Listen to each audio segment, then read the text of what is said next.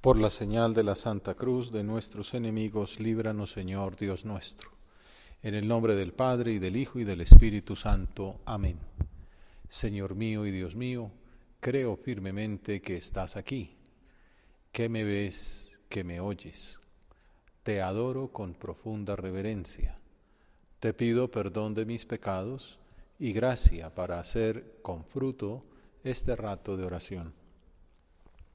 Madre mía Inmaculada, San José, mi Padre y Señor, Ángel de mi guarda, interceded por mí. Celebramos hoy la fiesta del Corpus Christi, celebración de la presencia de Jesucristo en el sacrificio del altar, en las especies sacramentales del pan y del vino.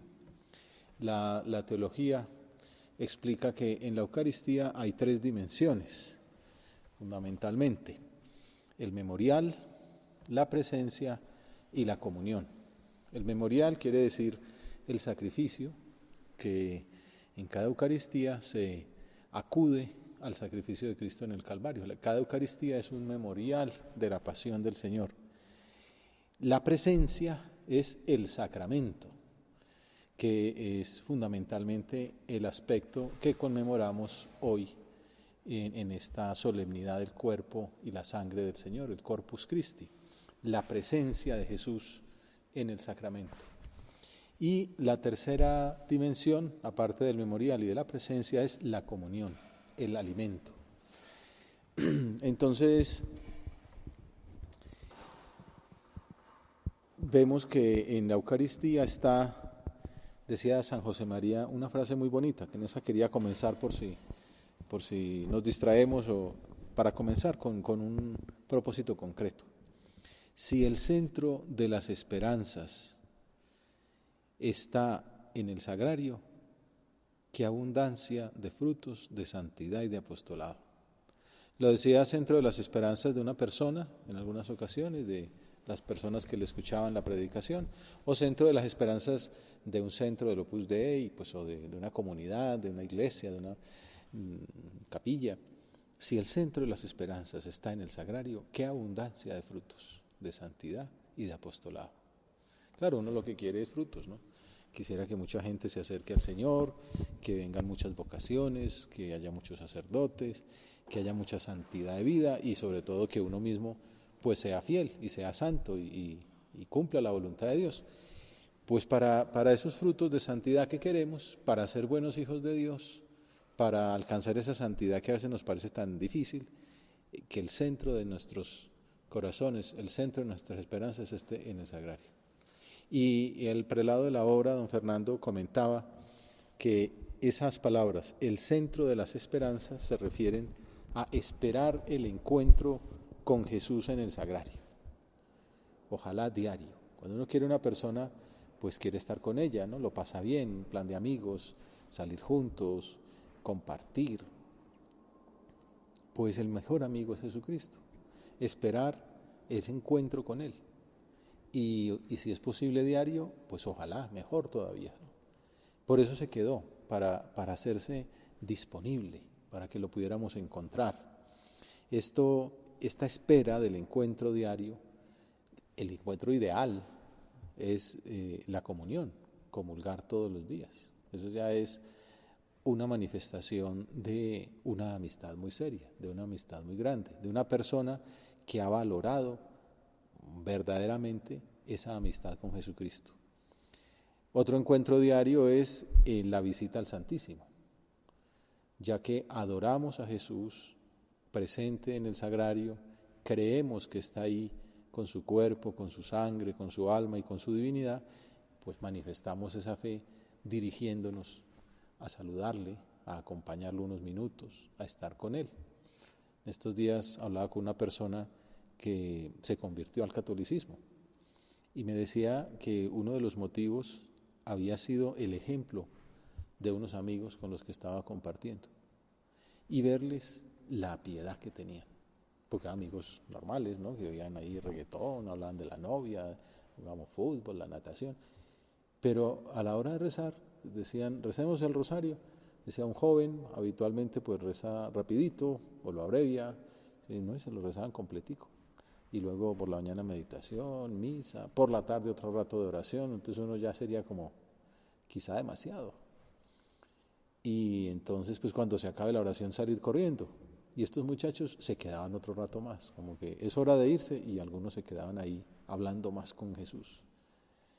Y esta persona que no tenía la fe cristiana, fe católica, sí era cristiano pero no católico, pues el ejemplo de aquellos muchachos le sirvió mucho y le estimuló a acercarse a Dios, hacerse, pues, a recuperar su catolicismo que se le había embolatado en el camino. El ejemplo de unos jóvenes que amaban a Jesús, que se les notaba que eran piadosos, y si digo, no es que fueran unos seminaristas ni que fueran unos beatos, los tipos muy normales, pero bueno, precisamente, precisamente porque eran normales, porque eran buenos cristianos, luchaban por serlo, atraían. Vivían esto, ¿no? Eran buenos amigos de Jesús y manifestaban esa señal del amor verdadero, comulgar a diario, estar con Él, contarle las cosas. Que el centro de las esperanzas esté en el sagrario. Fomentar esa esperanza en todo, sigue diciendo don Fernando, centrando ahí otras necesarias esperanzas. Qué sé yo, el grado, la beca, el trabajo, el matrimonio, bueno, lo que sea, centrarlo ahí. O sea, que esas esperanzas pasen por Jesús, venir a hablar con Jesús de esas ilusiones humanas que todos tenemos. Incluso aquellas esperanzas más banales que acompañan la vida de una persona corriente, pasarla por el diálogo con Jesús, hasta pedir pues que me vaya bien en un examen, o la salud de un amigo, o el descanso eterno de un alma. Pues desde luego, hoy que estamos en vísperas de unas elecciones, pues pediré al Señor por el bien del país. Hacer del sagrario el centro, el punto de convergencia de nuestras esperanzas, será un camino seguro para crecer en amor a Cristo. Si el centro de tus ilusiones y de tus esperanzas está en el sagrario, qué abundancia de frutos de santidad apostolada. El centro, ¿no? El punto de convergencia, alrededor del cual gire todo lo demás. Gire el deporte, gire la amistad, gire el noviazgo, gire el matrimonio, gire el trabajo, alrededor de la misa, de la Eucaristía. ¿Y cómo hace uno para eso? Porque lleva lo que va a hacer al altar o le ofrece lo que ha hecho. Y Jesucristo convierte aquello en su cuerpo y su sangre. Nuestra vida termina siendo una vida esencialmente eucarística, que es otra idea muy bonita de San José María, que nuestra vida sea esencialmente eucarística. Hay gente cuya vida es esencialmente política, está hablando de política a toda hora, está mirando el candidato, si se cayó en bicicleta, si dijo, si no dijo, si publicaron, tal. Otros su vida son esencialmente deportivas, ¿no? Y saben el última clasificación, el último récord, el gol, las estadísticas, quién viene, quién va, todos los chismes. Bueno, cada uno tiene su corazoncito, ¿no? Y es bueno tener hobbies, pero hay gente que está centrada en una cosa.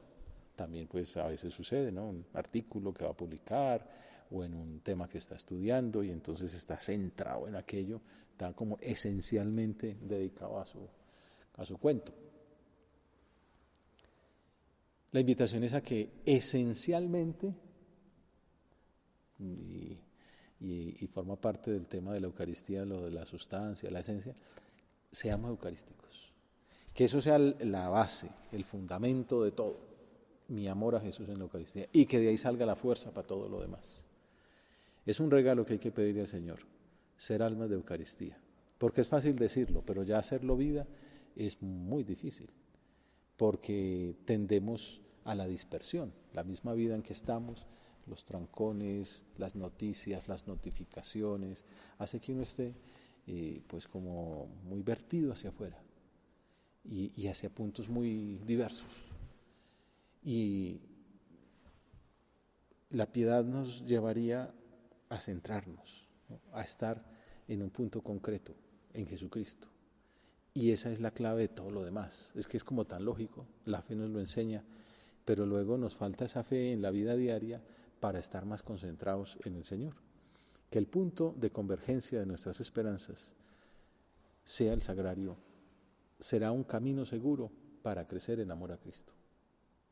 Lo que espera un corazón enamorado, por encima de todo, es unirse con su amor. Esa es la consecuencia, ¿no? El corolario ascético de esta fiesta. Entonces ya una vez visto eso, pensaba que era importante comenzar por ahí para aterrizar de una vez, para no quedarme muy en el aire o muy teóricamente en el estudio de esta fiesta, que tiene pues su historia concreta. En un momento determinado en la historia de la Iglesia se vio muy conveniente pues que se estableciera, se celebrara o se hiciera vida pues la fe del pueblo cristiano en que Jesucristo está presente en el sagrario. Es lo que podríamos ver ahora. El Concilio IV de Letrán en 1215 supuso un avance, pues es como una cima después de muchas vicisitudes doctrinales, de gente que creía una cosa, una herejía por aquí, otra por allá. Eran también tanteos de tratar, gente muy buena tratando de conocer más, a veces metían la pata, entonces la iglesia tenía que salir a aclarar, no es eso, ¿no? Hombre, que si Cristo está, pero un momentico, o si Cristo está, pero en la Eucaristía, pero al lado del pan, está consustancial con la sustancia del pan y la sustancia de Cristo, no, que Cristo está simbólicamente, bueno, una serie de errores, que entonces la iglesia decía simbólicamente nada, realmente, consustancialmente no, sustancialmente, y así, poco a poco se fue aclarando, también gracias al trabajo de teólogos muy serios, y entonces, como les decía, en el siglo XIII, este concilio de Letrán supuso un avance en la claridad doctrinal y en la devoción popular con respecto a la Eucaristía, que encuentra su culmen en la fiesta, la institución de la solemnidad del Corpus Christi, la fiesta que vamos a celebrar y por la cual estamos meditando sobre la Eucaristía, por el Papa Urbano IV en Orvieto, hay un pueblito cercano a Roma, en 1264. O sea, el concilio es de 1215 y en 1264 el Papa dice la fiesta del Corpus Christi. Hay de por medio apariciones del Señor algunas santas, que decía, hombre, hace falta a la Iglesia como precisamente esta fe, manifestarlo. También estas leyes ayudan a educar y que una fiesta sea sobre este tema, que estemos aquí hoy meditando media hora sobre la Eucaristía, pues nos ayuda a centrarnos. Y como tiene uno tantas cosas, y no, lo más importante es esto. Y entonces, bueno, la leyenda dice que el Papa convocó a varios teólogos, 3 o 4 así como muy importantes, a que dijéramos una especie de licitación, ¿no? Que prepararan un formulario, cuando uno dice vamos a hacer una fiesta, una solemnidad, entonces las oraciones de la misa, con qué cita empezamos de antífona de entrada, qué oración colecta, una oración sobre las ofrendas, una antífona de comunión, una oración después. En ese entonces se usaban mucho las secuencias antes del Evangelio, como un himno que ayudara a prepararse y a centrar al pueblo en lo más importante de lo que se celebraba. Y entonces uno de los teólogos convocados era nada más y nada menos que Santo Tomás de Aquino. Dicen algunos que es el más santo de los sabios, lo cual es relativamente fácil, pero también el más sabio de los santos. La verdad es que es un santo de mucha categoría, el santo Aquinate. Y entonces compuso su oficio litúrgico y lo leyó en esa reunión ahí delante del Papa y los otros teólogos, y que conforme iba leyendo los otros rompían los suyos porque decían no le llego a los tobillos a esto que compuso Tomás de Aquino, como el himno Lauda Sion Salvatorem, el Adoro te devote. Algunos dicen que también el Pange Lingua, que cantaremos ahora, es de Tomás de Aquino. Y entonces mañana en la misa proclamaremos la secuencia, el Lauda Sion, que es como un resumen de toda la doctrina, muy bien expuesto filosóficamente, pero al mismo tiempo de un modo muy piadoso. Es fácil decir las cosas con claridad doctrinal, pero seca. Este hombre que era tan sabio, pues lo sabía decir, pero además como era tan santo, lo hacía con piedad. Eso no es fácil, esa mezcla. Benedicto XVI tiene mucho también de ese estilo. Y entonces es lo que celebramos. Ya se instituyó que justo después de la fiesta de la Santísima Trinidad se celebrará la fiesta del Corpus Christi. Hemos terminado la Pentecostés, se acabó la Pascua, una semana después celebramos la Trinidad y una semana más tarde el Corpus Christi. Y el viernes el Corazón de Jesús. Es como una seguidilla de fiestas para ayudarnos a centrarnos en lo más importante de nuestra fe. Más adelante, esto sí decíamos que fue siglo XIII, en el siglo XIV comenzó la costumbre de la exposición solemne y las bendiciones con el Santísimo, que ahora tendremos la nuestra, y en el siglo XVI se difundió el uso del sagrario, que ayudaba más todavía a tener esa fe en la presencia, porque nosotros aquí estamos rezando delante de Él, con las velas encendidas, dirigiéndonos a Él. Después, en 1652, Trento habló, al comienzo mencionó la importancia de la presencia real, verdadera y sustancial de Jesucristo en la Eucaristía, Jesucristo Dios, la divinidad, y Jesucristo hombre, su cuerpo, su sangre, su alma, presente, verdadera, real y sustancialmente. Eso lo dijo Trento en el siglo XVI, en 1551. Y más tarde, en el 1652, habló de la misa como sacrificio. Por eso Trento es tan importante, porque era también ya terminar el tema de la discusión con los protestantes, con Zwinglio, con Calvino, que decían que era todo simbólico. Todos estos son hijos del nominalismo, etc. Entonces Trento dijo, no vamos a decir nada nuevo, vamos a decir lo que siempre ha dicho la Iglesia. Incluso no lo dicen con términos muy filosóficos, sino con términos de la tradición cristiana que se remontan a San Ambrosio en el siglo IV.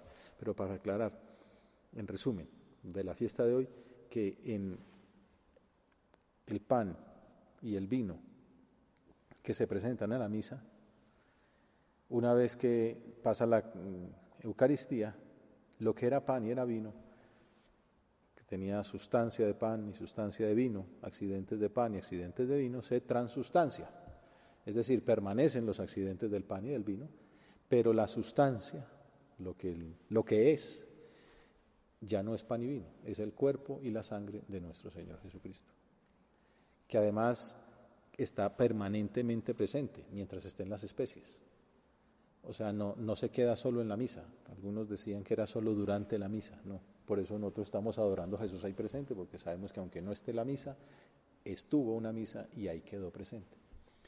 Y también que Cristo está todo en el pan y todo en el vino. Por eso se puede recibir solamente una forma, pues en el pan o en el vino. Habitualmente el pan porque se presta a menos problemas, porque el vino se puede caer por ahí y no es vino, es el cuerpo de Jesús, es la sangre de Jesucristo y el cuerpo de Jesucristo. Entonces mejor solamente el pan que no tiene esas dificultades logísticas. Y eso es lo que celebramos en la fiesta del Corpus Christi, la presencia real, verdadera y sustancial del cuerpo, la sangre, el alma y la divinidad de Jesucristo en las especies de pan y de vino. Lo dice uno fácil, pero son muchos siglos de pensar, de adorar, de mucha gente muy santa y de madurar lo que el Señor nos explicó. Esto tiene muchos antecedentes en la Biblia, en la liturgia. Hay una frase que se dice en la misa, en el canon romano, que dice: los dones del justo Abel, el sacrificio de Abraham, nuestro padre en la fe, y la oblación pura de tu sumo sacerdote Melquisedec. Lo dice como, estos son precedentes de la misa que estamos celebrando. Los dones del justo Abel, pues son muy conocidos, ¿no? La historia del bueno de Abel, que le ofrecía a Dios lo mejor de sus productos, mientras que Caín ofrecía lo malo y pues lo terminó matando. El sacrificio del patriarca Abraham, el sacrificio de su hijo, que estuvo a punto de inmolarlo, pero no lo hizo, mientras que el Padre se inmoló al Hijo Jesucristo. Pero en ese ofrecimiento de Abraham, de su hijo, que fue el hijo el que llevó palma montaña en las espaldas, la madera en la que iba a ser inmolado, pues era una premonición de lo que ocurriría con Jesús. Entonces, el sacrificio de Abraham, nuestro Padre en la fe, y la oblación pura de tu sumo sacerdote Melquisedec. ¿Ustedes saben en qué consiste la oblación pura del sumo sacerdote de Melquisedec? Bueno, ustedes que tienen bastante estudio de teología seguramente sí, pero mucha gente por ahí no lo tiene. Y entonces la primera lectura de la misa de mañana en el ciclo C habla de esto. ¿De dónde viene esto de Melquisedec? Bueno, pues es el capítulo 14 del Génesis, que cuenta el triunfo de Abraham en una batalla contra los reyes del norte, los cuales habían secuestrado a su sobrino Lot, que ahí me lo mencionan como hermano. Bueno, eso da para todo el tema ese de que cuando hablan de los hermanos de Jesús, porque es una palabra pues que significa un pariente. Lot era en realidad sobrino, queda secuestrado por esos reyes, y Abraham sale y les planta pelea y gana la victoria, pues gana la batalla con la ayuda de Dios, desde luego. Dice el versículo 16, recuperó todas sus posesiones y se trajo también a su hermano Lot con sus posesiones, las mujeres y la tropa. Entonces, en el camino de regreso aparece por primera y última vez en el relato un misterioso sacerdote, Melquisedec, rey de Salem, sacerdote del Dios Altísimo. Sacó pan y vino. Estamos hablando del Génesis, capítulo 16. Y aparece un sacerdote, me adelanto, en el Nuevo Testamento, en la carta a los Hebreos lo mencionarán, porque ustedes saben, la carta a los Hebreos habla del sacerdocio, de la superioridad del sacerdocio de Cristo sobre el sacerdocio levítico. Y entonces, ¿por qué es superior el sacerdocio de Cristo? Porque se remonta al sacerdocio de Melquisedec. ¿Y quién es ese Melquisedec? Un personaje, un sacerdote que aparece sin padre ni madre, sin genealogía, o sea, un sacerdote eterno. ¿Por qué aparece y luego nunca más se vuelve a ver? Es como un cameo, dirían los de cine, ¿no? Pero es un sacerdote muy misterioso, que ofrece pan y vino en nombre de Abraham, al Dios Altísimo, que se ve que es el mismo Dios pues, de Abraham, obviamente, pero que tiene esa denominación. Y lo ofrece en nombre de Abraham, y Abraham lo agradece, y es más, paga un diezmo. Y bendice a Abraham, ¿no?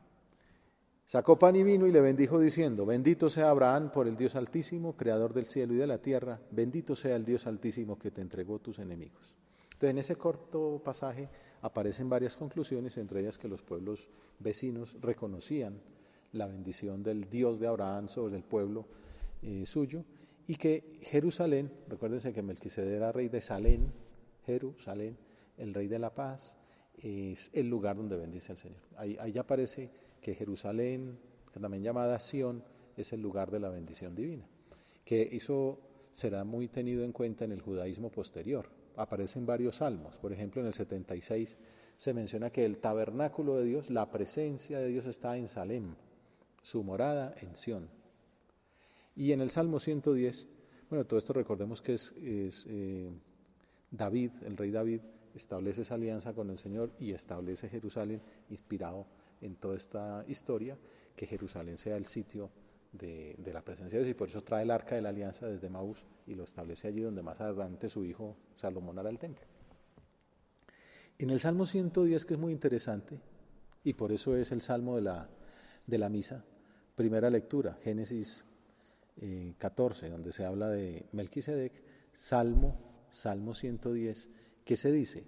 Se habla del Mesías, y del Mesías que será rey y será sacerdote. Por eso en la misa hay un trono del rey y hay un altar del sacerdote, además de que hay un ambón del profeta, porque el Mesías, que es Jesucristo, es al mismo tiempo rey, sacerdote y profeta. El Salmo 110 habla del Mesías, rey y sacerdote, y dice, de pasadita, tú eres sacerdote eterno según el rito de Melquisedec. O sea, tú eres de ese linaje, ¿no? del orden de Melquisedec. Ya uno en la ordenación se menciona esto. Tú eres sacerdocio in eternum secundum ordinem Melquisedec, que es muy bonito. Es decir, mi sacerdocio está insertado en ese sacerdocio de Melquisedec, porque del de Melquisedec viene Jesús y de ahí venimos nosotros. ¿Y todo para qué? Para que haya Eucaristía, para que a lo largo del tiempo se pueda hacer presente ese sacrificio de Cristo en el Calvario que celebramos sacramentalmente en la Eucaristía, y que hace que podamos recibir la comunión, podamos comulgar, podamos establecer ese banquete, esa unión con Él, podamos participar de su sacrificio y podamos disfrutar de su presencia en el sagrario. Ese es como el resumen de la exposición de todo este dogma, que es una maravilla. Y por eso el Evangelio habla de un milagro eucarístico. una multiplicación de panes, un milagro que aparece en los 3 evangelios sinópticos, bueno, también en San Juan. O sea, todos los evangelios hablan de la multiplicación de los panes. ¿Por qué? Porque en el cristianismo es central la Eucaristía.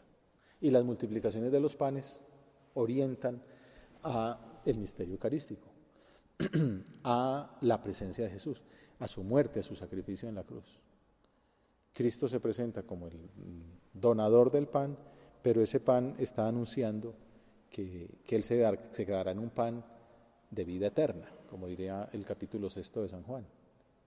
Un pan que, acuérdense que no debe ser la primera vez que aparece. La primera vez que aparece el pan en el Evangelio es en Belén. ¿Por qué Belén significa casa del pan? Jesús nace en la casa del pan. Ya muestra que Jesús es ese pan bajado del cielo, del que hablaba también. Se había anunciado, bueno, el maná que bajaba del cielo, Jesús es el pan bajado del cielo. Pero luego, ¿a alguien le suena que otro momento que aparezca el pan al comienzo de la vida de Jesús? En las tentaciones. ¿Por qué no conviertes esta piedra en pan? Y Jesús dice, no, Señor. No porque llena de pan, sino porque no es el momento, ¿no? Ya llegará el momento de convertirme yo en pan. O sea, yo no vine a saciarme de pan. Yo vine a saciar al mundo de pan. Y es lo que vemos en las multiplicaciones de los panes. Mañana que estamos en el ciclo C leeremos la de San Lucas, que es muy interesante, pues la podría contar toda, pero se nos está acabando el tiempo. Lo de siempre, ¿no? Que está la gente con él, el día empieza a declinar, los 12 le dicen que despida a la gente para que busquen comida y dormida. Jesús les dice, denle ustedes de comer. Y entonces ellos dicen, lo que tenemos son 5 panes y 2 peces, son 5,000 personas. 5,000 son los cristianos que había cuando Jesús asciende a los cielos. 5,000 son unos que recibieron pan en el Antiguo Testamento de un profeta. Todo esto tiene sus alusiones, que Lucas es riquísimo en ese tipo de similitudes. Y entonces dijo a sus discípulos, hagan que se sienten en grupos de unos 50 cada uno, y entonces, fíjense los verbos, tomando él los 5 panes y los 2 peces, alzando la mirada al cielo, pronunció la bendición, los bendijo, los partió y se los iba dando a los discípulos para que se los sirvieran a la gente. La clave de todo este pasaje se encuentra en este versículo 16, que está lleno de verbos eucarísticos. 5 verbos eucarísticos. De esos 5, 4 están presentes en la última cena. Jesús tomó el pan, lo partió, lo bendijo, dio gracias. Lucas no habla del dar gracias. Es muy bonito. Es que está diciendo que lo que se hizo allí en la multiplicación de los panes está anunciando la Eucaristía.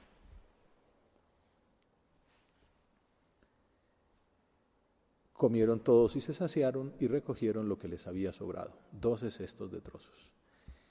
Bueno, pues así llegamos al final de nuestra oración, dándole gracias al Señor por esta fiesta tan maravillosa, por darnos esta ocasión de volver a pensar en la importancia de que el centro de nuestras ilusiones y nuestras esperanzas esté en el sagrario, de darnos cuenta la grandeza de la presencia del Señor en el sagrario, que no es simbólica.